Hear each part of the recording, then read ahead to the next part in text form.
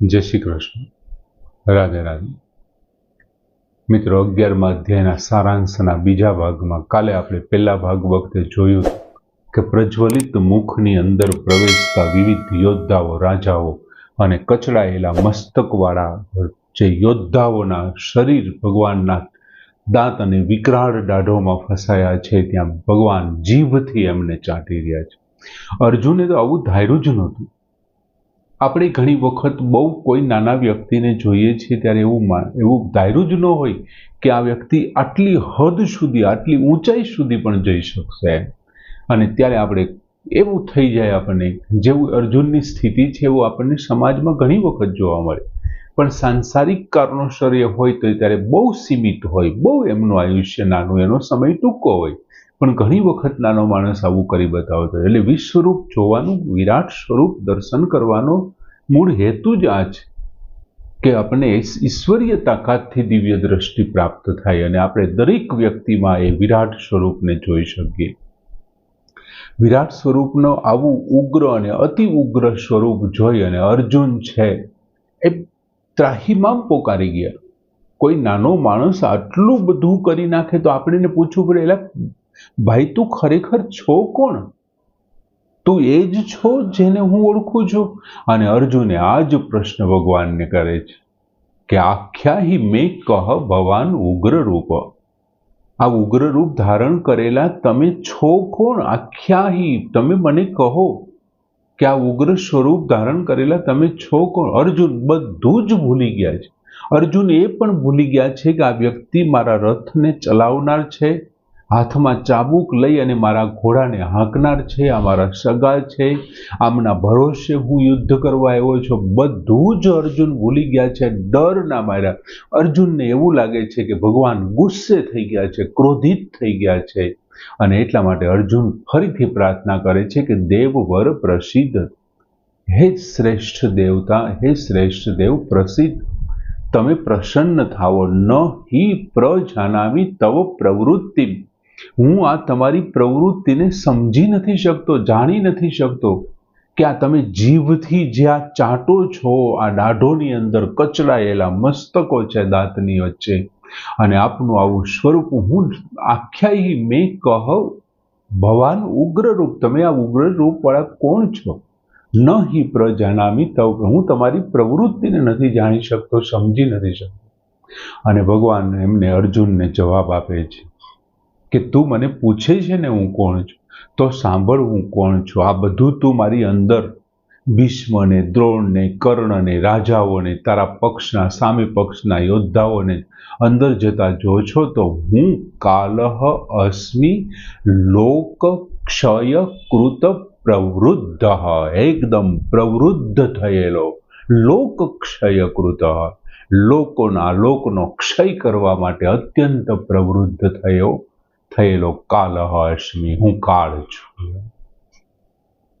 કાળનો પણ કાળ, મહાકાળ હું છું. ઋતે અપી ત્વામ ન ભવિષ્યંતિ સર્વે. અને તું કદાચ એવું માનતો હોય કે હું યુદ્ધ નહીં કરું અને મારા યુદ્ધ ન કરવાથી ભીષ્મ, દ્રોણ, કર્ણ આ યોદ્ધાઓ બચી જશે, એ વાત ખોટી છે. હું પોતે લોકક્ષયકૃત પ્રવૃદ્ધ કાલહ અસ્મિ. આ લોકને ક્ષય કરવા માટે, નાશ કરવા માટે અત્યંત પ્રવૃદ્ધ થયેલો કાળ છું. ઋતે અપી ત્વામ, તારા વગર પણ, તારા યુદ્ધ કર્યા વગર પણ, ન ભવિષ્યંતિ સર્વે. આ બધા શું કઈ ટકી રહેવાના છે? બધા જ જતા રહેશે, બધાને હું ખાઈ જઈશ. અને એટલા માટે ભગવાન અર્જુનને ફરી પાછું એક વખત પ્રેરણા આપે છે કે આ બધા જને હું ખાઈ જવાનો, કેમ કે હું કાળ છું. તો પછી તું શું કામ પાપના ભાગીદાર થવા માટે સામેથી લે છો? એમ તસ્માત ઉતિષ્ઠ યશ લભસ્વ જીત્વા શત્રુન ભુંક્ષ્વ રાજ્યમ સમૃદ્ધમ. તસ્માત ઉતિષ્ઠ, તેથી હે અર્જુન, યુદ્ધસ્વ ઉતિષ્ઠ, એવો શબ્દ મૂકવો જોઈએ. તું યુદ્ધ માટે ઊભો થા. અને તારે તો ખાલી શું કરવાનું છે? બસ ખાલી યુદ્ધ કરવા લાગી જા. અને જીતવા શત્રુન ભુંક્ષ્વ રાજ્યમ સમૃદ્ધમ, અને યશ લભસ્વ, તું ખાલી યુદ્ધ માટે ઊભો થા અને યશ પ્રાપ્ત કર, સીધું જ તને કીર્તિ મળવાની છે. કેમ કે આ બધાનું મૃત્યુ તું જોઈ રહ્યો છો. બધા જ મારી અંદર હું કાળ છું અને પ્રવૃદ્ધ થયેલો કાળ છું. તારા વગર પણ આ બધા અહીં નાશ પામવાના છે. એનો અંતિમ સમય આવી ગયો છે. હવે તારે ખાલી કીર્તિ માટે જ ઊભું થવાનું છે.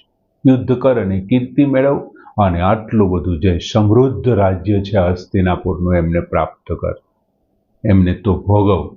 ભગવાને બહુ સરસ રીતે અર્જુનને એમને જે મોહ જાગ્યો હતો કે આ મારા છે, એ તારા બધા અહીંયા પૂરા થતા તું જોઈ લે.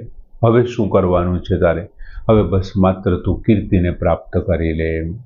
અને ભગવાન ફરી પાછું કહે છે કે મયા એવ એતે નિહતાઃ પૂર્વમ એવ નિમિત્ત માત્રમ ભવ સવ્ય સાચિન. હે સવ્ય સાચિન, હે બંને હાથે બાણ ચલાવનાર, હે ડાબા હાથે બાણ ચલાવનાર, મયા એવ એતે નિહતાઃ પૂર્વમ, આને તો મેં પહેલેથી જ મારી નાખ્યા છે યાર. તો પછી તારે શું કરવાનું છે? નિમિત્ત માત્રમ ભવ, કોઈ વૃક્ષના ડાળીની અંદર કોઈ એક ઓલો લાકડાને કોરી ખાનારો કીડો ઘરી ગયો છે, એમણે ડાળી પહેલેથી જ ભાંગી નાખી છે, અંદરથી કોરી જ કરી નાખી છે. માત્ર તારે એ ડાળી ઉપર જઈને ખાલી તારી એક પગ અડાડવાનો છે ને ડાળી ભાંગી જશે. બસ તારે માત્ર નિમિત્ત બનવાનું છે. આ લોકો તો પહેલેથી મેં મારી નાખ્યા છે. મયા એવ એતે નિહત્તા પૂર્વમેવ, મેં આને હણી નાખ્યા, પહેલેથી હણી નાખ્યા. તું માત્ર હવે નિમિત્ત બની જા, સમૃદ્ધ રાજ્ય ભોગવ અને તું છે કીર્તિને પ્રાપ્ત કર, યશને મેળવ એમ. અને પછી ભગવાન કહે છે કે યુદ્ધસ્વ જેતાશી રણે સપત્નામ. આ જે રણમાં તું યુદ્ધને જીતી લે, દુશ્મનોને તું આ રણની અંદર જીતી લે, નિમિત્ત માત્ર થઈ જા, બીજું તારે કંઈ કરવાનું નથી. અને આ બધું જોઈ અને અર્જુન શું કરે છે? એકદમ ભયભીત થઈ જાય છે. અને ભયભીત થયેલા અર્જુન છે ધ્રુજવા લાગે છે. વેપમાન શબ્દ ત્યાં વાપર્યો તો ભગવાને. અર્જુન ધ્રુજે છે અને ધ્રુજતા અર્જુન સગદગદમ ભીત ભીતઃ પ્રણમ્ય કૃતાંજલિ, બે હાથ જોડી એકદમ ભયભીત થઈ બે હાથ જોડી અને ગદગદિત અવાજમાં એ ભગવાનની સ્તુતિ કરવાની શરૂ કરે છે. એમના સિવાય અર્જુન પાસે બીજો કોઈ રસ્તો પણ નથી. અને અર્જુન વાત કરે છે કે આપનાથી ભય પામેલા રાક્ષસો છે નાસી રહ્યા છે. જેમણે ખરાબ કામ કર્યા છે બધા જાણી ગયા છે, એટલે રાક્ષસો દૂર નાસી રહ્યા છે. જે મોટા મોટા સિદ્ધ ગણો છે આપને નમસ્કાર કરે છે. શું કામ એવું કરે છે? કેમ કે આપ બ્રહ્માના પણ આદિ છો. સમગ્ર સૃષ્ટિના કરતા બ્રહ્મા છે, આપ બ્રહ્માના પણ કરતા છો, એટલે એમના પણ આપ આદિ છો. એમ આપ અનંત છો, આપનો કોઈ અંત નથી. આપ દેવેશ છો, દેવોના પણ દેવ છો. અને સૌથી મોટી વાત, જગન નિવાસ, સમગ્ર જગતના તમે આશ્રય સ્થાન, નિવાસ સ્થાન છો. આપનાથી આખું વિશ્વ છે પરિપૂર્ણ છે. આખું વિશ્વ આપનાથી પરિપૂર્ણ છે, ભરેલું છે આખું વિશ્વ. કોઈ પણ જગ્યાએ આપનું અસ્તિત્વ દેખાય છે. આપને બધી બાજુથી હું નમસ્કાર કરું, આગળથી, પાછળથી, સર્વ બાજુથી. આપને સર્વરૂપ છો અને આપને સર્વ બાજુથી હું નમસ્કાર કરી રહ્યો છું. હે પરમેશ્વર, આપના આ પ્રભાવને નહીં જાણતા મેં કેટલી વખત તમારું અપમાન કર્યું છે. મેં તમને કેશવ કીધા છે, સખા કીધા છે, અચ્યુત કીધા છે. કેટલી વખત તમને નામથી બોલાવ્યા છે, કેટલી વખત મેં તમને આદેશ આપ્યો છે. પેલા અધ્યાયમાં પણ અર્જુને ભગવાન કૃષ્ણને કીધું હતું કે સેનયો ઉભયો મધ્ય સ્થાપય મે રથ. તમે અવારનવાર મને એમ કીધું તું યુદ્ધ કર, મેં કીધું ન યોત્સે, હું યુદ્ધ નહીં કરું. એમ તમારે બીજું જે તમારી વચનોનું મેં ઉત્થાપન કર્યું છે. ઘણી વખત હાલતા ચાલતા હસતા બોલતા ઉઠતા ખાતા પીતા કેટલી વખત અવારનવાર મિત્રના દાવે, બીજા કોઈ દાવે. અને હે ઈશ્વર, મારાથી જે આ ભૂલ થઈ છે તેનો હું તમારી પાસે ક્ષમા માગું છું. અને ક્ષમા કરવા માટે આપ સમર્થ છો, ક્ષમા આપવા માટે આપ સમર્થ. તમે જગતના પિતા છો, ગુરુઓના ગુરુ છો, પૂજ્ય છો, તમારા સમાન આ સંસારમાં કોઈ છે જ નહીં, તો પછી તમારાથી ચઢિયાતા તો ક્યાંથી કોઈ હોવાના. અર્જુને બહુ સરસ સ્તુતિ કરી ભગવાનની કે તમારા સમાન કોઈ નથી તો ચઢિયાતાની તો વાત જ ક્યારે. અને હું આપને પ્રસન્ન થવા માટે પ્રાર્થના કરું છું. જો તમને કદાચ મારી કોઈ ભૂલ લાગતી હોય અને તમે પ્રસન્ન ન થતા હોય તો અર્જુન એક સરસ મજાના 3 ઉદાહરણ આપે છે. જેમ પિતા છે એ પુત્રના અપરાધને માફ કરે છે, જેમ મિત્ર મિત્રના અપરાધને માફ કરે, અને પતિ છે એ પત્નીના અપરાધને ક્ષમ્ય ગણે છે, તેમ તમે પણ મારા અપરાધને ક્ષમ્ય ગણો. અને એના માટે તમે સમર્થ છો માફ કરવા માટે, તમે કરી શકો. હું માફ ન કરી શકું, હું માફ કરું તો નાના અમે પામર માણસો માફ કરીને તો મનમાં અભિમાન લાવે કે મેં એમને માફ કરી દીધો. તમને તો એવું કંઈ છે નહીં, તમે સમર્થ છો. બીજું, અદ્રષ્ટપૂર્વ મેં ક્યારેય આમની પહેલા ક્યારેય ન જોયું હોય એવું આપનું રૂપ જોઈને અર્જુન કહે છે હર્ષિતો અસ્મિ દૃષ્ટવા, અદ્રષ્ટપૂર્વમ હર્ષિતો અસ્મિ દૃષ્ટવા. આપનું ક્યારેય ન જોયું હોય એવું રૂપ જોઈને હું હર્ષિત થયો છું. અને પ્રવ્યથિતમેવ મનઃ, એમની સાથે સાથે મારું મન પણ વ્યથિત થયું છે. એક બાજુથી મને હર્ષ થઈ રહ્યો છે કે ક્યારેય ન જોયું એવી મને વસ્તુ જોવા મળી, અને આવું અતિ ઉગ્ર સ્વરૂપ જોઈને મારું મન પણ હવે વ્યથિત થઈ ગયું છે, બહુ દુઃખી થયું. તેથી મને હવે તમારું તે દેવરૂપ બતાવો. તત્ એવ રૂપમ દ્રષ્ટુમ ઈચ્છામિ, હું તમારું તે રૂપ જોવા ઈચ્છું છું.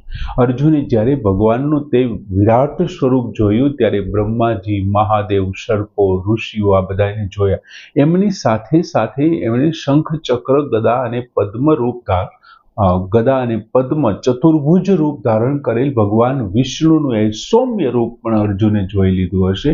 એટલે આ બધા રૂપોની અંદર દેવ રૂપો, ઉગ્ર રૂપ, અતિ ઉગ્ર રૂપ, આવા બધા રૂપ કરતા અર્જુનને વધારે ગમ્યું છે. એટલા માટે અર્જુને પ્રાર્થના કરી, તેથી મને તમે તમારું એ દેવરૂપ બતાવો. તેન એવ રૂપેણ ચતુર્ભુજમ ઈચ્છામિ ત્વામ દ્રષ્ટુમ અહમ તથા એવ. તે જ પ્રમાણે એટલે કૃપા કરીને તમે જે મને તમારું ઉગ્ર રૂપ, વિરાટ રૂપ બતાવ્યું, તથા એવ તેવી જ રીતે પાછી મારા ઉપર કૃપા કરો. અને તેન એવ રૂપેણ ચતુર્ભુજમ ઈચ્છામિ ત્વામ દ્રષ્ટુમ અહમ, હું તમારું તે જ ચતુર્ભુજ રૂપ જોવા ઈચ્છું છું. મેં યોગ શક્તિથી, ભગવાન પછી એમનો જવાબ આપે છે અર્જુનને કે મેં યોગ શક્તિથી તને એ મારું વિરાટ રૂપ બતાવ્યું છે. તે મારું આ વિરાટ રૂપ જોવા વાળો આ જગતમાં તું પહેલો જ. આજ સુધી કોઈએ મારું વિરાટ રૂપ નથી જોયું. આજ સુધી તું પહેલો છો, અને અત્યારે તું એકલો છો એમ ભગવાન નથી કહેતા, કેમ કે સંજય પણ જોઈ રહ્યા છે. એટલે એવું નથી કહેતા, પણ તું અમારું રૂપ જોવા વાળો પહેલો છો. અને આ જે મેં તને રૂપ બતાવ્યું છે તે વેદૈહી, યજ્ઞૈહી, દાનૈહી અને ઉગ્ર તપેહી, આ કોઈનાથી આ વિરાટ રૂપ જોઈ શકવું શક્ય નથી.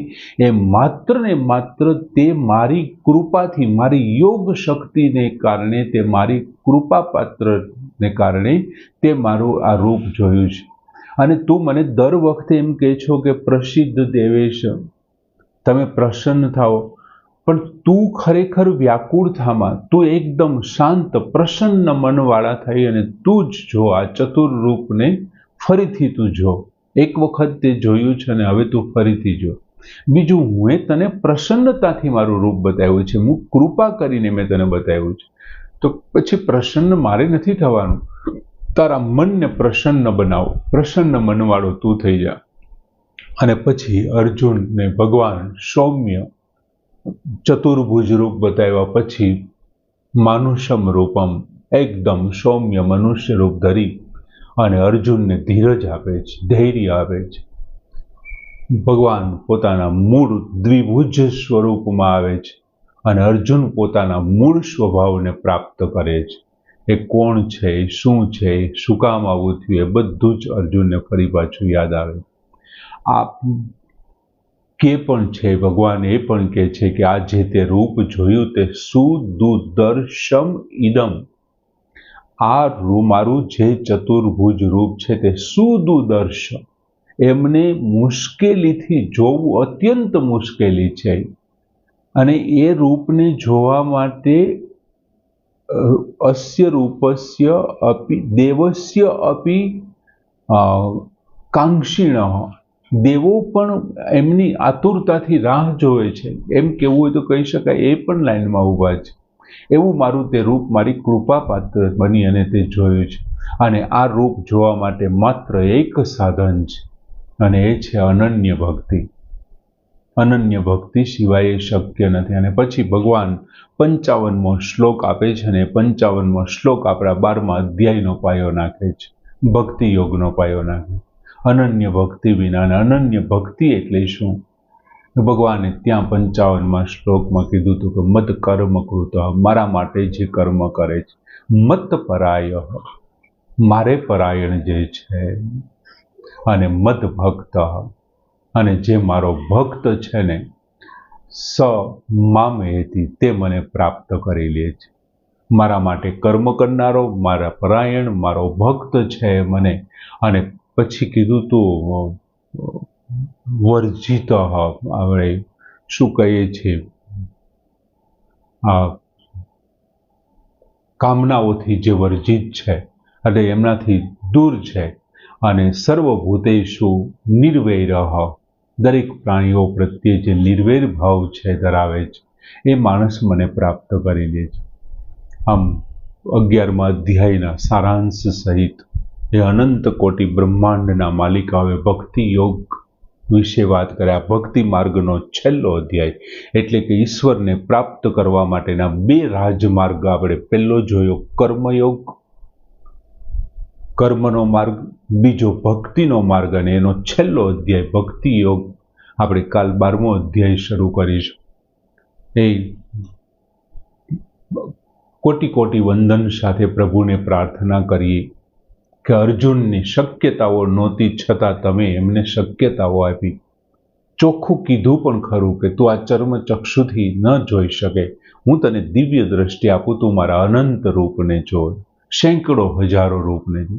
એ પ્રભુને પ્રાર્થના કરીએ કે અર્જુન ઉપર જેવી કૃપા વરસાવી એવી કૃપા આપણા ઉપર વરસાવી, અને એમના ચરણોની સેવા આપણને પ્રદાન કરે, એમના પ્રત્યેની ભક્તિ, એમના પ્રત્યે આપણું મન. અને 55મા શ્લોકમાં કીધું ભગવાને કે ભાઈ મારા માટે કર્મ કરે, આપણા કર્મો એમના માટે થાય, આપણે એમને પરાયણ બનીએ અને આપણે એમના ભક્ત બની શકીએ એવી આપણને કૃપા મળે. એ સાથે અહીં સુધીનું કૃષ્ણર્પણ કરીએ અને ભગવાનને પ્રાર્થના સાથે ફરી વિનંતી કરીએ કે આપણે આગળ આપણા કામમાં વધી શકીએ. જય શ્રી કૃષ્ણ.